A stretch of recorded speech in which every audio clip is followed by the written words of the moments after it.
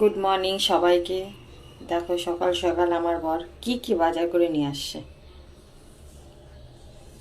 এই দেখো, চিংড়ি মাছ জাস্ট পরিষ্কার করে রাখলাম।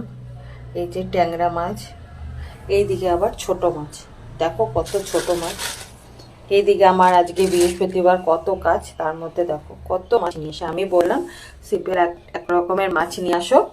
আর দেখো এই যে ট্যাংরা মাছ নিয়ে আসছে, এই যে চিংড়ি মাছ, 3 রকমের মাছ নিয়ে এসে রেখে চলে গেল। কোনো কথা বললো না, জানে বললে পরে আমি রাগ করবো, সেই জন্য চুপচাপ রেখে চলে গেল মাছ। এই যে দেখো, কোনো মানে হয় বলো?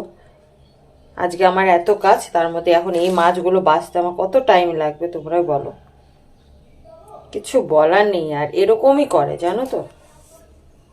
ঠিক আছে, এখন আস্তে ধীরে করতে হবে, কি আর করব। এখন নিয়ে যখন আসছে আমাকে তো করতেই হবে। ঠিক আছে, চলো পরে আবার কথা হবে, টাটা।